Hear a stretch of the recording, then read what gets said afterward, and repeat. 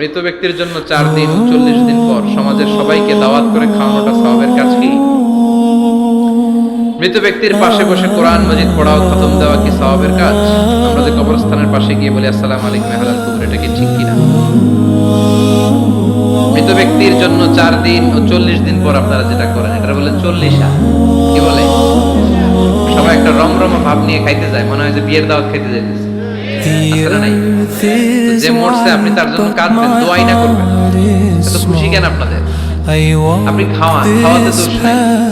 আপনি মাইয়িতের রূহের মাগফিরাতের জন্য খাওয়ালে মৃত ব্যক্তির গুনাহ আল্লাহ মাফ করবে, সেটা ঠিক আছে, কিন্তু খাওয়াবেন মিসকিনদেরকে, ইয়াতীমদের, তারা বেশি হকদার।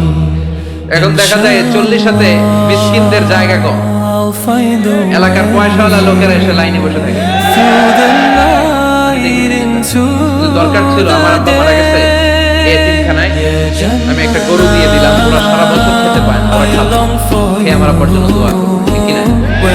আর সবচেয়ে বেশি দোয়াটা কবুল হবে আপনার আব্বার জন্য।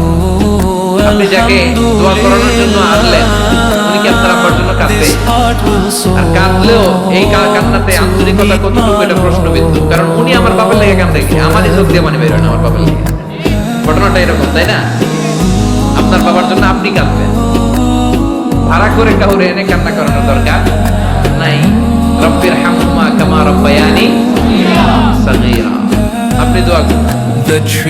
ইসলামকে আমাদের মানতে হবে ঠিক তেমন বিশ্বনবী শিখিয়ে গিয়েছে। বিশ্বনবীর জীবদ্দশায় বিশ্বনবী ওনার প্রথম প্রিয়তমা স্ত্রীকে হারালেন, নাম কি? খাদিজা।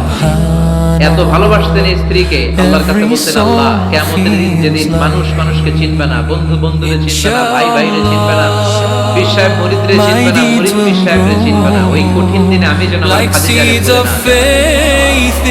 খাদিজাকে কবর দিয়ে বিশ্বনবী দাঁড়িয়ে রইলেন, দাফন দিয়ে দোয়া করলেন, সবাই চলে যায়, বিশ্বনবী যায়। সাইয়েদনা আবু বকর বললেন ইয়া রাসূলুল্লাহ চলেন না, যাই, অনেক লোক। বিশ্বনবী বললেন তোমার মনে চায় তুমি যাও, আমি বসে থাকবো। আমি এখানে দাঁড়িয়ে খাদিজার কবরের 3টা প্রশ্নের জবাব দিয়ে এরপরে বাড়ি যাব। সাইয়েদনা জিবরাইল এসে বললেন ইয়া রাসূলুল্লাহ খাদিজার প্রশ্নের জবাব নিয়ে আপনার টেনশন করার দরকার নাই, আপনার কোনো টেনশন নাই, খাদিজার কবরের প্রশ্নের জবাব আরশের উপর থেকে আল্লাহ নিজেই দিয়ে দিবে। এজন্য মা বাবার জন্য আমরা দোয়া করব, আমরা সাদাকা করব। মৃত ব্যক্তির সামনে বসে কোরআন পড়া যায় কিনা? হ্যাঁ, হাদিসে এসেছে ইকরাউ আলা মাউতাকুম সূরাতা ইয়াসিন, তোমরা তোমাদের মুমূর্ষ রোগীদের সামনে বসে, মৃত্যু পথযাত্রী এদের সামনে বসে সূরাতু ইয়াসিন তেলাওয়াত করো, তাহলে তার মৃত্যুর কষ্টটারে হালকা করে দিবে কে? আল্লাহ পাক আমাদের সবাইকে কথাগুলো বোঝার ও আমল করার তৌফিক দান করুন।